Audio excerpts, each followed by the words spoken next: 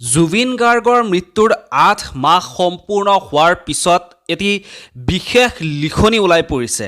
হয়, এটি বিশেষ লিখনিটো শুনিলে আপোনালোকৰ চকু কপালত উঠিব, যিহেতু আমি সকলোৱে অসমবাসীয়ে জুবিন গাৰ্গক হেৰুৱা ৮টা মাহ সম্পূৰ্ণ হ'ল।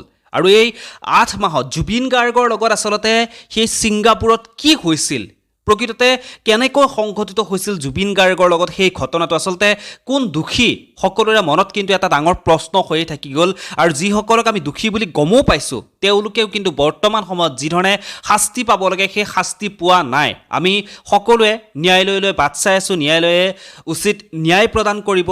কাৰণ অসমবাসীৰ যি অভিভাৱক, সেই অভিভাৱকক হেৰুৱাইছে কিছুমান কাণ্ড জ্ঞানহীন মানুহৰ কাৰণে। আচলতে কি শত্ৰুতা আছিল জুবিন গাৰ্গৰ লগত সেই বিশেষ মানুহকেইজনৰ, সেই কাল্পিত কেইজনৰ, যাৰ বাবে জুবিন গাৰ্গৰ দৰে এজন মানুহক, ভগৱানৰূপী এজন মানুহক, ঈশ্বৰ পুত্ৰক এইদৰে ছিংগাপুৰত লৈ গৈ নিশেষ কৰি দিলে? সেয়া প্ৰশ্ন কিন্তু সকলো অসমবাসীৰ মনতে প্ৰতিটো সময়তেই বাজি থাকিব।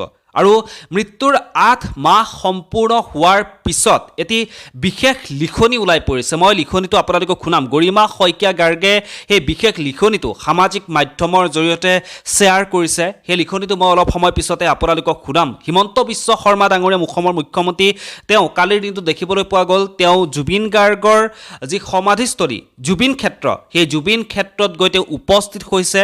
জুবিন ক্ষেত্ৰত উপস্থিত হৈ গোটেই তদাৰক কৰিছে কেনেকৈ জুবিন ক্ষেত্ৰ আৰু আটক ধুনীয়াকৈ সজাব পাৰি, আৰু আটক ধুনীয়াকৈ জুবিন ক্ষেত্ৰ সজাই পৰাই ৰাখিব পাৰি। যিহেতু হিমন্ত বিশ্ব শৰ্মা ডাঙৰীয়াই কৈছে তেওঁ নিৰ্বাচনত জয়লাভ কৰি তেওঁ শপত গ্ৰহণ যেতিয়া কৰিব, তাৰ পিছতহে তেওঁ জুবিন ক্ষেত্ৰলৈ যাব, তাৰ আগত কিন্তু জুবিন ক্ষেত্ৰত নাযায়।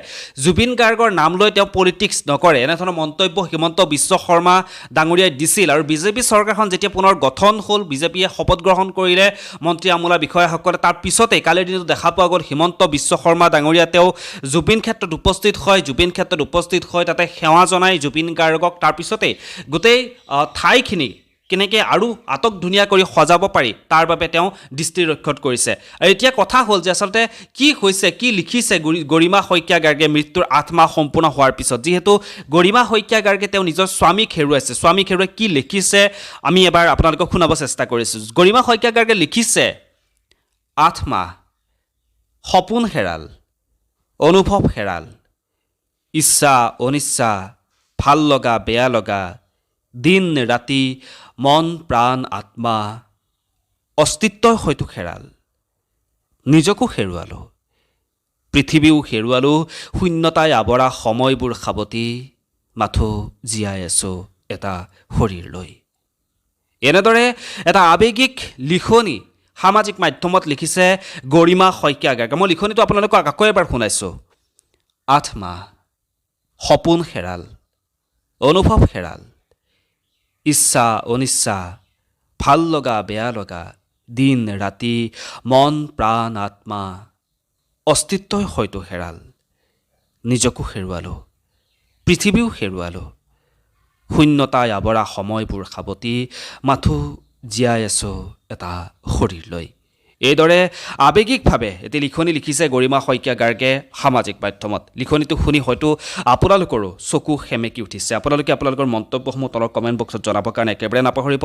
আৰু আমি সকলোৱে বিচাৰিছোঁ জুবিন গাৰ্গে ন্যায় পাওক খুব সোনকালে। Justice for Zubeen Garg. ধন্যবাদ।